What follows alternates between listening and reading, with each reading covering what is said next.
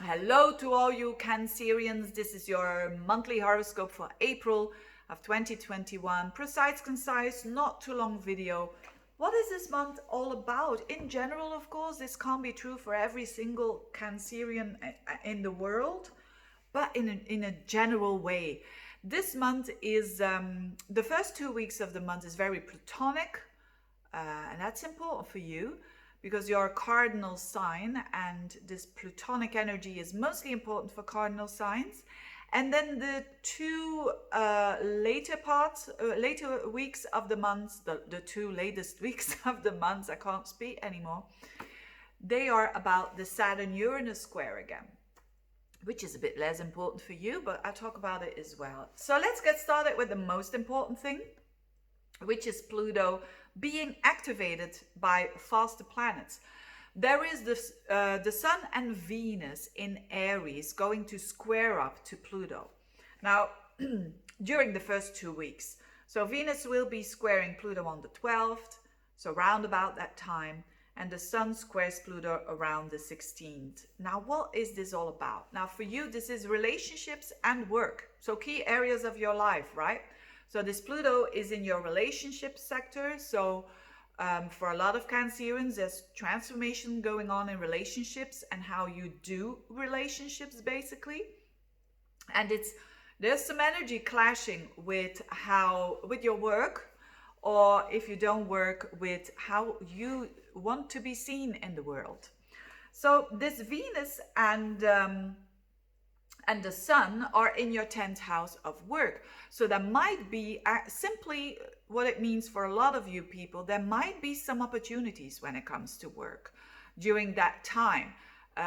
Venus there, the Sun there. So in the highest point of your horoscope means that you could be dealing with some opportunities, some promotions, some openings there when it comes to your career. But it kind of clashes with the seventh house, with that Pluto. So it could simply mean that, for instance, your girlfriend, boyfriend, spouse is not really liking what's going on in the work area, or it simply clashes. It can also mean a business partner. So if you do work with business partner, it could mean that there is some transformation going on there as well. Now, what is best to do? Now, two possibilities. First, if it's something that you have no control over, it's best not to do anything. Just to do what you need to do and explain the best as possible. Because the more you will try to force things, to manipulate things, it's not going to work here. Especially with Venus square Pluto.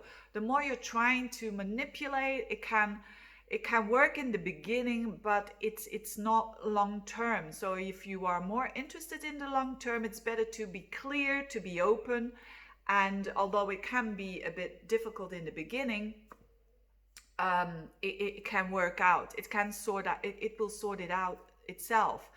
On the other hand, if there is something that you are a bit scared of doing, and it demands a lot of focus, and it's in your control, I would say go for it. If you have it in your control, and of course, if you are with the feet on the ground. So that's one thing. That's about, pretty interesting energies there when it comes to your life path, for sure. Now, during mostly around the 22nd of the month and onwards, there is a bit more focus on your life path, so to speak, your future, because your 11th house is going to be a lot activated again. Uranus is there. It's the Uranus square with Saturn that is activated. And so it's the sign of Taurus. You're going to have Venus there, you're going to have Mercury there, the Sun there, all with Uranus in the 11th house. Two big things, the 11th house: friends, like-minded people, but also your objectives for your future.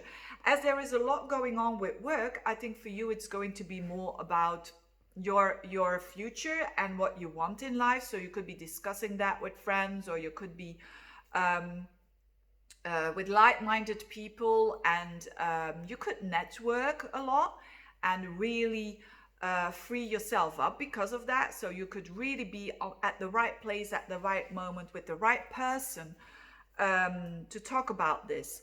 But it can clash with the eight. It clashes, no, it can clash, it will clash for some way with your eighth house, which is the resources that you share with other people, or which is the value of other people. It doesn't necessarily always have to be resources. So again, the eighth house is more of a relationship house, so to speak. So it could be that because the objectives you have for the future, that you do because you want to free yourself up in a way, because it's Uranus, it kind of clashes with values of other people. They are saying, nah, I don't know about it.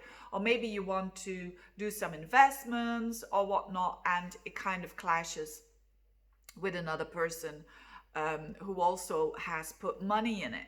That's a bit the energy. So it's a lot about ego here. It's a lot about your values versus other people's values.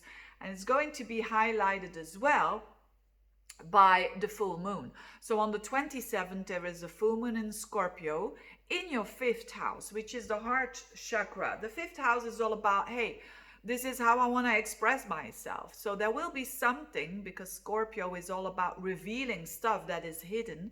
So there will be something that comes to the surface that for you is important, that has to do with who you are and how you want to express yourself.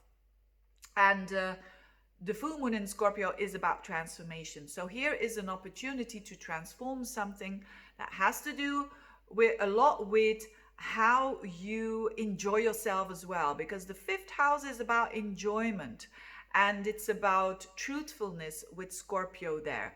So that could be a good thing. It can also, if you have children, it can also be that a child reveals something to you and that reveal their truth, and you kind of have to adjust yourself with your objectives. But on a more basic, again, the Cancerians, who are, the fifth house is not only what you enjoy, it's also a relationship house. So for those of you who are single, the single Cancerians, there could be something really revealing itself. And so there could be the start of a relationship, or you could really reveal that, oh yeah, this is not working out, or this is really working out. It depends on your situation, but there's some clarity coming up for you in a way that has to do with love as well. For those of you who are single, this can be really one of those transforming times where you can really express yourself now. The things don't have to be hidden anymore. So what a month here for you Cancerians. I really like that full moon in Scorpio, because Scorpio goes well with Cancerian energy, because it's also a water sign. So I bet you will be able to, if it's been a long time that you have had some fun, this will change. But it is towards the end of the month rather than the beginning of the month. Anyways, having said that, thank you so much for watching and see you next month. Bye bye.